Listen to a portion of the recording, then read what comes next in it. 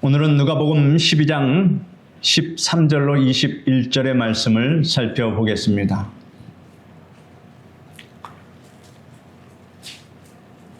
누가복음 12장 13절로 21절의 말씀을 제가 읽어드리겠습니다. 무리 중에 한 사람이 이르되 선생님 내 형을 명하여 유산을 나와 나누게 하소서 하니 이르시되 이 사람아 누가 나를 너희의 재판장이나 물건 나누는 자로 세웠느냐 하시고 그들에게 이르시되 삼가 모든 탐심을 물리치라 사람의 생명이 그 소유에 넉넉함 데 있지 아니하리라 하시고 또 비유로 그들에게 말하여 이르시되 한 부자가 그 밭에 소출이 풍성하매 심중에 생각하여 이르되 내가 곡식 쌓아둘 곳이 없으니 어찌할까 하고 또 이르시되 내가 이렇게 하리라 내 곡간을 헐고 더 크게 짓고 내 모든 곡식과 물건을 거기 쌓아두리라. 또 내가 내 영혼에게 이르되 영혼아 여러 해 쓸 물건을 많이 쌓아두었으니 평안히 쉬고 먹고 마시고 즐거워하자 하리라 하되 하나님은 이르시되 이 어리석은 자여 오늘 밤에 내 영혼을 도로 찾으리니 그러면 네 준비한 것이 누구의 것이 되겠느냐 하셨으니 자기를 위하여 재물을 쌓아두고 하나님께 대하여 부유하지 못한 자가 이와 같으니라. 오늘은 어리석은 부자 이와 같은 제목으로 말씀을 전해드리겠습니다. 기독교는 사람을 변화시키는 종교입니다. 누구든지 예수님을 믿게 되면 일어나는 위대한 세 가지 변화가 있습니다. 여러분이 다 경험하신 변화입니다. 여러분의 그 경험이 오늘 말씀 속에서 더욱 확신하시기를 간절히 바랍니다. 인간에게 제일 먼저 다가오는 변화는 영적인 변화입니다. 우리가 예수님을 믿으면 죄와 허물로 죽었던 우리의 영이 하나님이 주신 생명, 즉 영생을 얻어서 거듭나게 됩니다. 그래서 죄인에서 의인으로, 마귀에 속한 자에서 하나님의 자녀로, 지옥 백성에서 천국 백성으로 변화됩니다. 성경은 영접하는 자, 곧 그 이름을 믿는 자들에게는 하나님의 자녀가 되는 권세를 주셨으니 이는 혈통으로나 육정으로나 사람의 뜻으로 나지 아니하고 오직 하나님께로서 난 자들이니라 라고 말씀하셨으며 그런즉 누구든지 그리스도 안에 있으면 새로운 피조물이라 이전 것은 지나갔으니 보라 새 것이 되었도다 라고 말씀하셨습니다. 뿐만 아니라 장차 우리의 육체도 신기한 변화를 입게 됩니다. 이것이 두 번째 변화입니다. 사람이 이 땅에 사는 동안 육체는 점점 늙어가고 죽게 되며 죽은 다음에 땅에 묻혀 한 줌 흙으로 돌아갑니다. 어느 목사님이 서독 에센에 있는 큰 부자 쿠룹의 별장을 관람한 적이 있었는데 그 별장을 관람하는 동안 느낀 바가 많았다고 합니다. 그곳에는 세계 각처의 진귀한 물건들이 많이 소장되어 있습니다. 관객들이 이 방 저 방 대충 보고 지나갑니다. 그러나 관객들이 좀처럼 빠지지 않는 한 방이 있었습니다. 무슨 진귀한 물건이 있기에 그럴까 하고 사람들을 헤집고 보니 그곳에는 여러 종류의 해골들이 있었습니다. 목사님은 그곳에서 진지한 자세로 한참 동안 관람하는 그 사람들의 얼굴 표정을 살펴보았습니다. 사람들의 표정은 하나같이 찹찹한 표정들이었습니다. 나도 죽으면 저렇게 되겠지. 인생은 참으로 허무한 것이로구나. 사람들은 마치 이렇게 속으로 말하는 것 같았습니다. 그러나 목사님은 소망을 가지고 그 광경을 바라보았습니다. 왜냐하면 주님께서 오시는 날 영원한 몸으로 부활하여 주님과 함께 영원히 살아갈 수 있음을 믿었기 때문입니다. 고린도전서 15장 51절로 52절에 보면 우리 한번 다 같이 읽겠습니다. 보라 내가 너희에게 비밀을 말하노니 우리가 다 잠잘 것이 아니요 마지막 나팔에 순식간에 홀연히 다 변화하리니 나팔 소리가 나매 죽은 자들이 썩지 아니할 것으로 다시 살고 우리도 변화하리라. 여러분, 이 말씀을 부여잡고 소망을 가지시기를 바랍니다. 예수님을 믿으면 장래에는 육체까지도 신기한 변화를 입게 되는 것입니다. 부활의 소망입니다. 그리고 그리스도인들은 인생관에 있어서도 변화를 체험합니다. 즉 세상을 바라보는 가치관의 변화입니다. 이것이 세 번째 변화입니다. 예수 그리스도 안에서 새로운 피조물이 된 사람은 인생의 존재 목적을 분명히 깨닫게 되며 따라서 가치관도 정립하게 됩니다. 성경은 너희가 서로 거짓말을 말라. 옛사람과 그 행위를 벗어버리고 새사람을 입었으니 이는 자기를 창조하신 자의 형상을 쫓아 지식에까지 새롭게 하심을 받는 자니라 라고 말씀하고 있습니다. 그리스도를 통해서 영적 변화를 받은 사람은 지식에까지 새로운 변화를 받는다고 성경은 말씀하고 있습니다. 로마서 12장 2절에도 너희는 이 세대를 본받지 말고 오직 마음을 새롭게 함으로 변화를 받아 하나님의 선하시고 기뻐하시고 온전하신 뜻이 무엇인지 분별하도록 하라고 말씀하고 있습니다. 오늘 본문 말씀은 예수님께서 어리석은 부자에 관하여 비유로 말씀하신 것입니다. 이 말씀을 살펴보면 변화받지 못한 사람들의 생각과 삶의 자세가 얼마나 어리석은가를 잘 말해주고 있는데 그 중에 세 가지 요점을 여러분과 함께 나눠보고자 합니다. 그래서 예수님을 믿는 우리의 인생관이 얼마나 위대한가를 비교해보고 아직도 우리에게 어리석은 부자와 같은 행습이 남아있지 않는가 또 살펴보는 그러한 시간이 되기를 바랍니다. 첫째로 본문의 어리석은 부자는 사람의 생명이 그 소유에 넉넉한 데 있는 줄로 생각했습니다. 많이 가지면 참으로 그 생명도 또한 넉넉한 줄 알고 영원히 사는 줄 알고 영원히 이 땅에서 사는 것 같이 그렇게 재물을 모아댑니다. 그러나 죽을 때는 단 1원도 가져가지 못한다라는 이 사실을 생각하지 않고 재물을 모아댑니다. 여러분, 이것이 바로 첫 번째 착각입니다. 아무리 재산을 많이 소유해도 그 재산이 사람의 생명을 보장해 주지 못한다는 사실을 우리는 깨달아야 합니다. 오늘날 사람들은 억적같이 돈을 모으려고 합니다. 물질 만능주의의 시대에 흠뻑 젖어 있는 세상입니다. 그래서 좋은 집에서 좋은 차를 타고 좋은 옷을 입고 좋은 음식을 먹으며 자신은 천년만년 살리라고 생각합니다.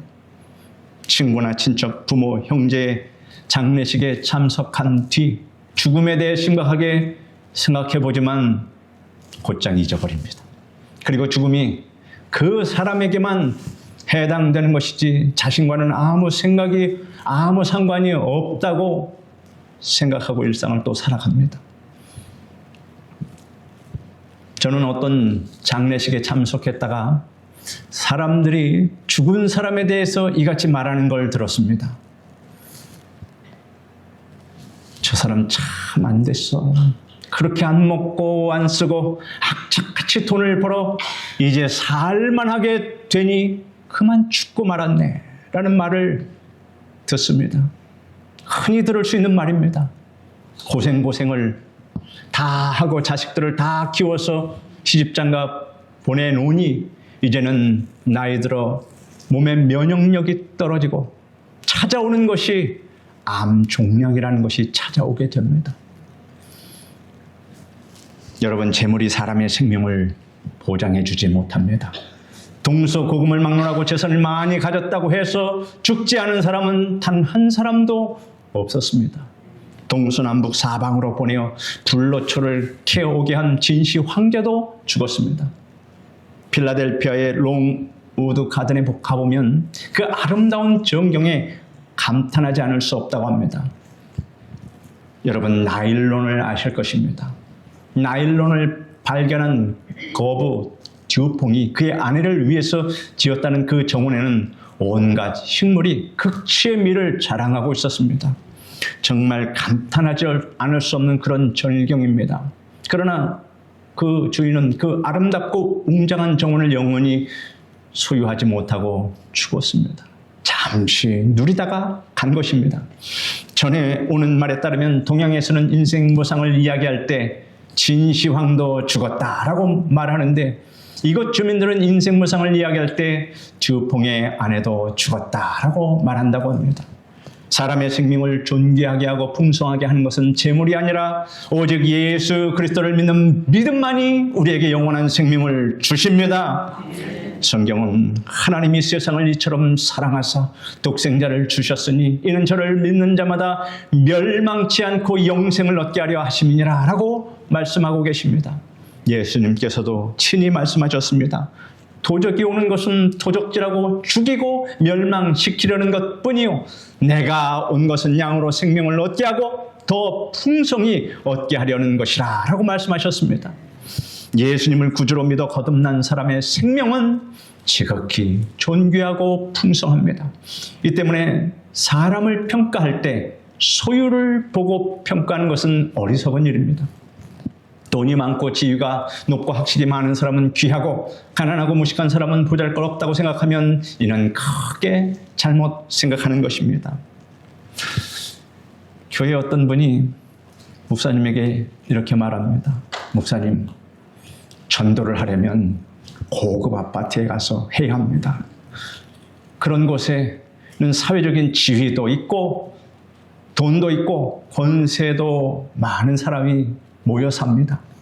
이 때문에 다른 데서 10사람 전도하는 것보다 고급 아파트에 사는 한 사람 전도하는 것이 훨씬 효율적입니다 라고 말했답니다.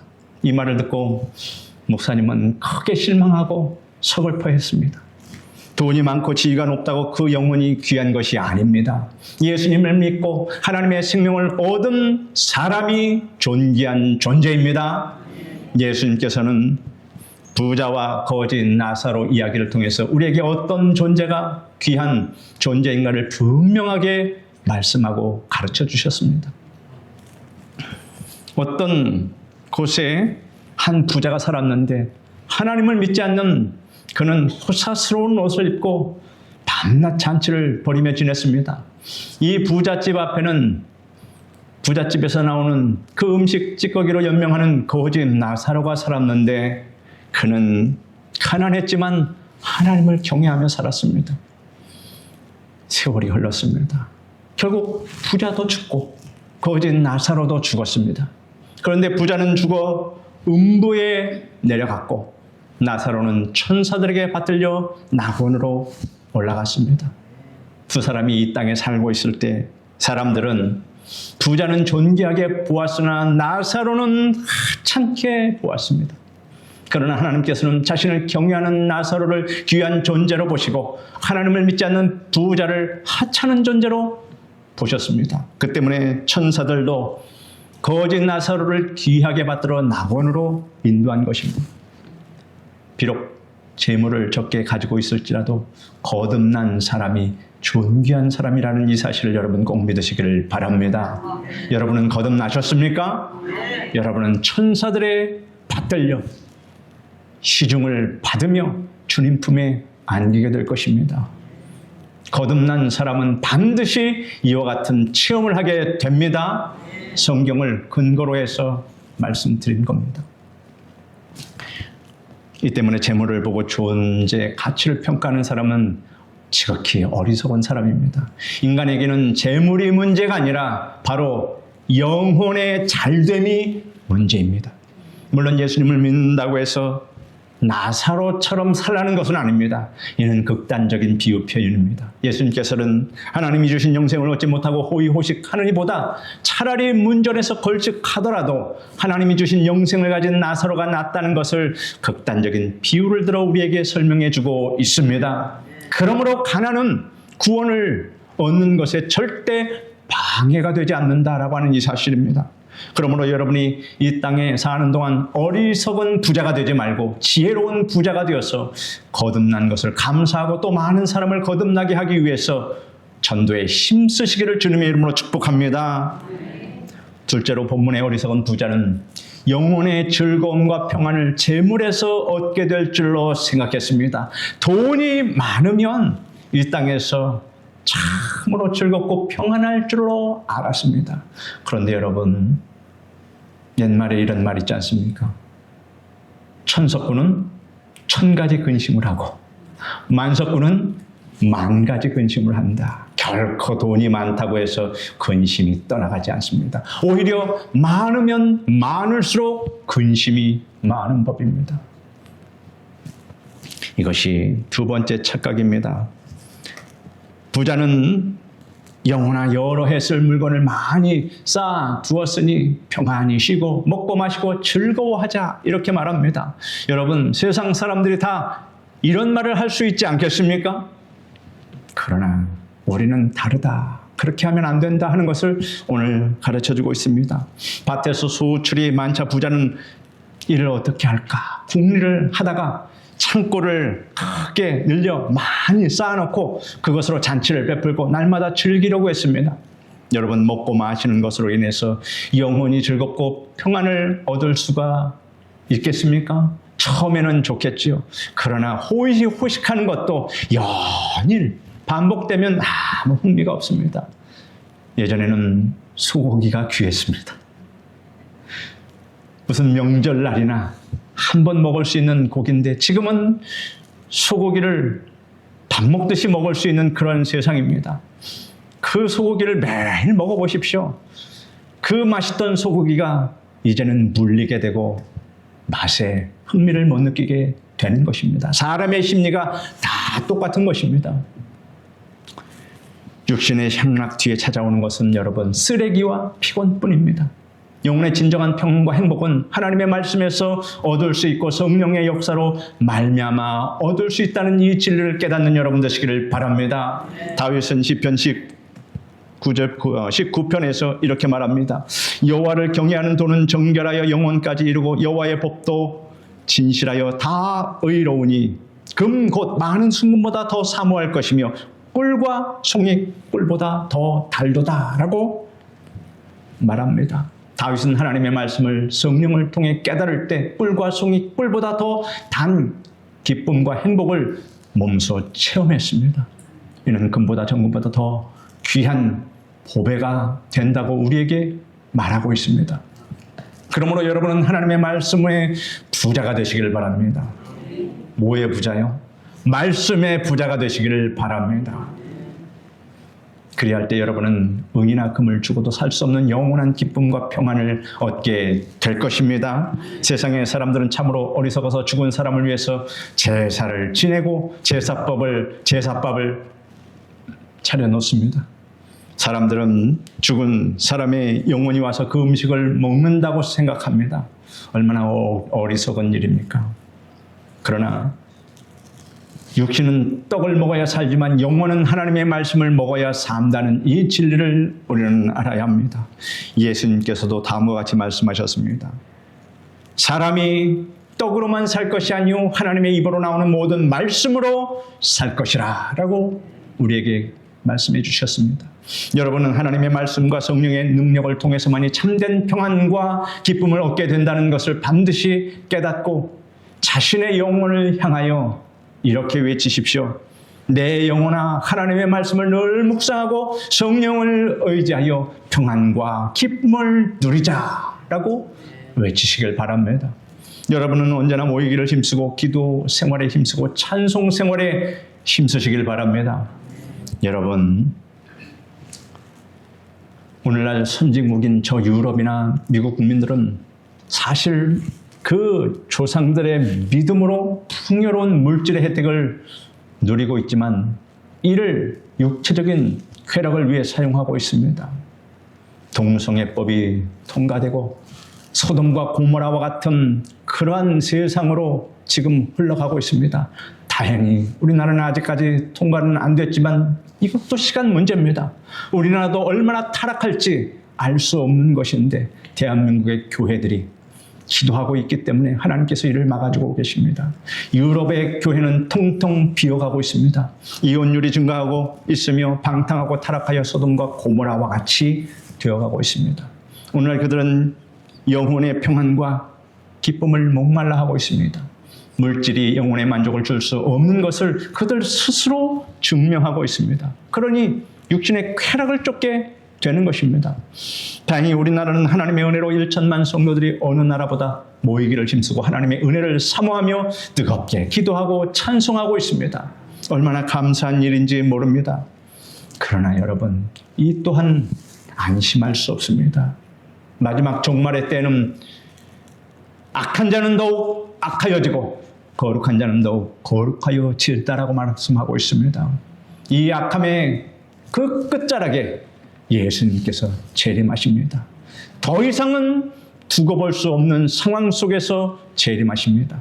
소돔과 고모라와 같은 상황 속에서 유황불이 떨어져 세상을 심판하신 것 같이 이 세상이 그와 같은 타락한 세상, 죄가 관영한 세상 속에서 예수님이 여러분을 구원하시기 위해서 재림하십니다. 여러분은, 우리는 결코 나태하지 말고 더욱 영적인 풍요를 위해서 항상 말씀 충만, 성령 충만하시기를 축원합니다. 셋째로, 본문의 어리석은 부자는 자신을 위해 재물을 쌓아두었으나 하나님께 대하여는 전혀 그렇게 하지 않았습니다. 이것이 세 번째 착각입니다. 부자는 향락을 누리기 위해 재물을 조금도 아끼지 않았습니다. 그러나 그는 하나님을 위해서는 단 한 푼도 쓴 적이 없습니다. 이것은 참으로 어리석은 행위입니다.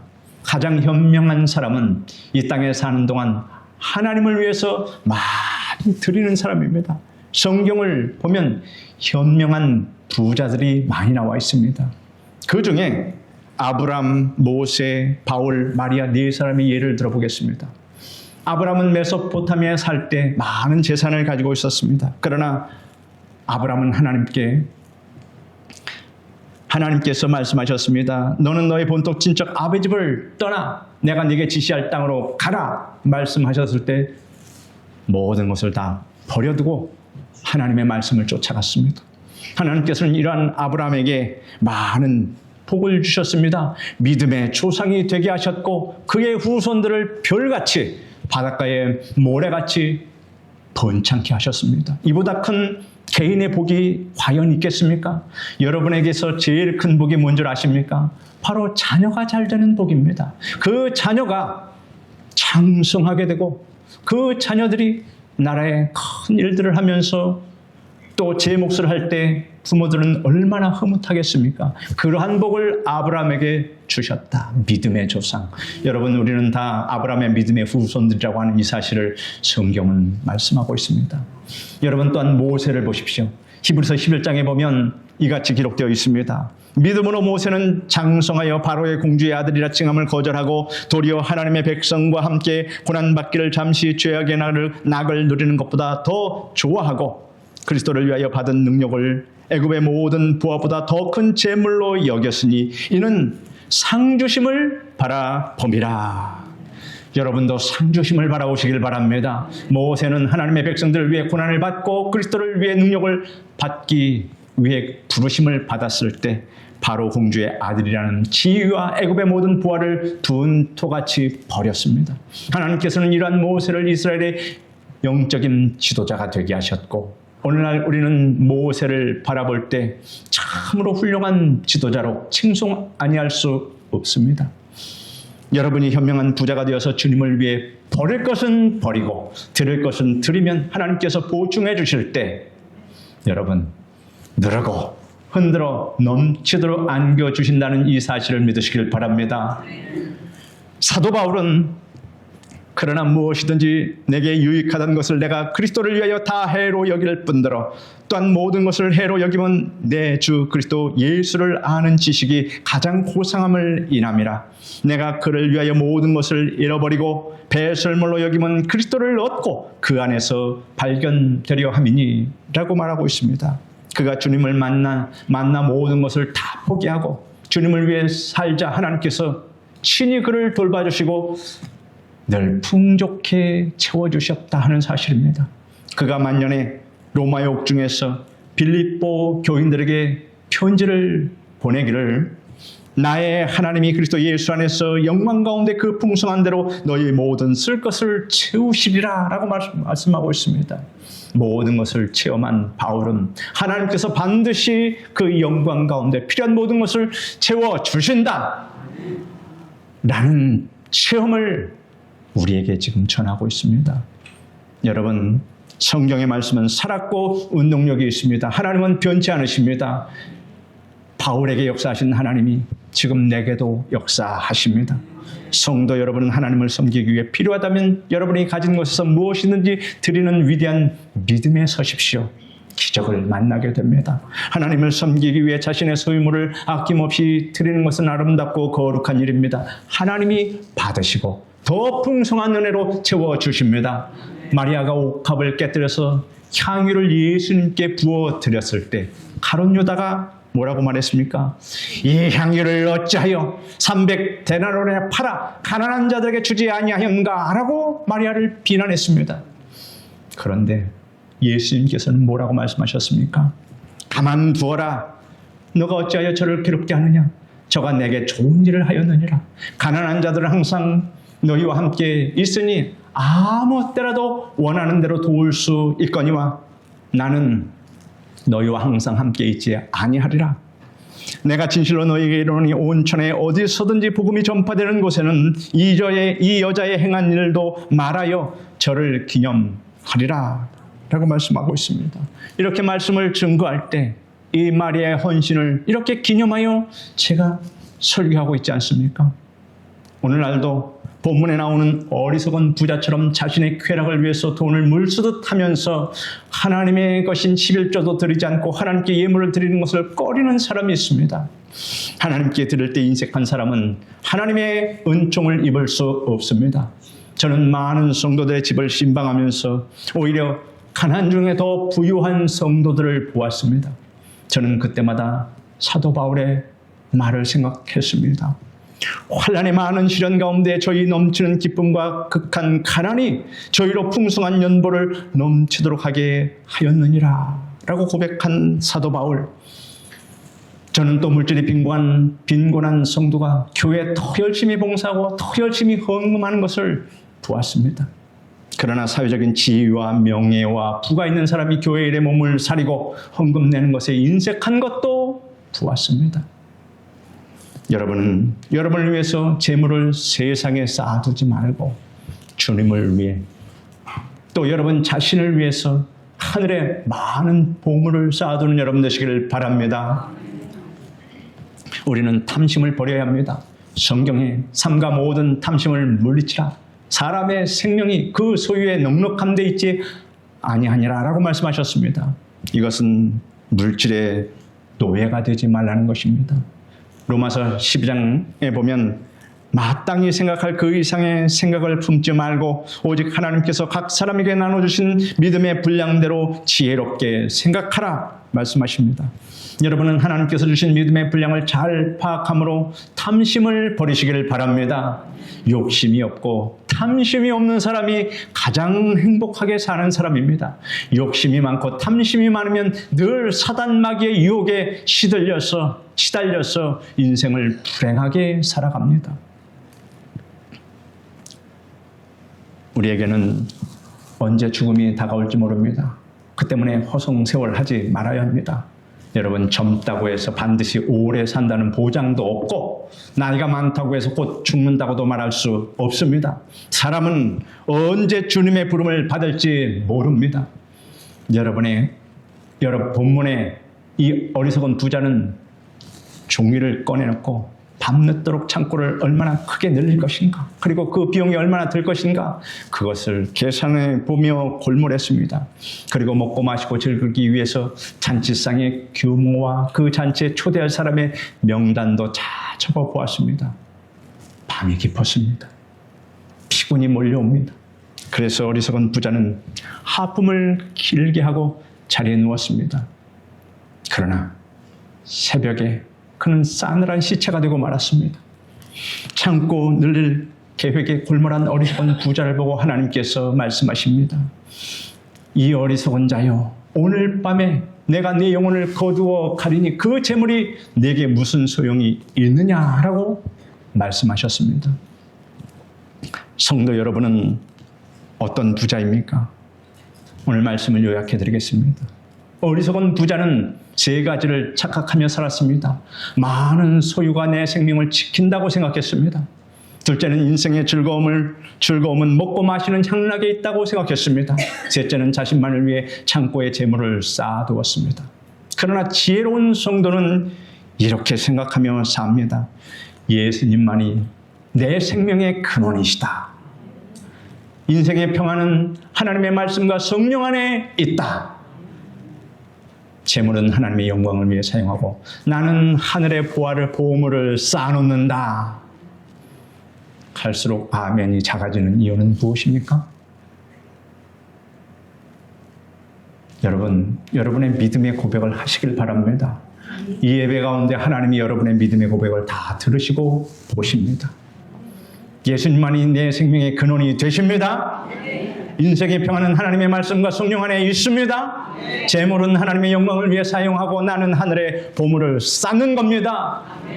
사랑하는 성도 여러분, 우리가 하나님을 섬기고 복음을 전하기 위해서 우리의 재물을 사용할 때 이 재물은 곧장 하나님 나라의 창고에 쌓이게 됩니다. 거기에는 좀이나 녹이 벌레 먹는 것이 없습니다. 그대로 보관돼서 여러분이 그대로 받게 됩니다. 오늘 이 설교를 듣는 여러분들은 예수 그리스도를 믿음으로 영원한 생명을 얻고 참된 기쁨 안에서 보물을 하늘에 쌓아두는 지혜로운 성도가 되시기를 예수님의 이름으로 축원합니다. 기도하겠습니다. 거룩하신 하나님 감사합니다. 어리석은 부자의 이야기를 통해서 우리 또한 그렇게 어리석은 사람으로 살아가지 말고 오직 하나님을 경외하는 사람으로 하늘에 많은 보물을 쌓아두는 지혜로운 부자가 되도록 우리에게 말씀을 주시니 오늘 말씀을 들은 그대로 우리의 인생을 다시 재편하여 목표를 가지고 살아갈 수 있도록 도와주시옵소서. 예수님의 이름으로 기도드립니다. 아멘.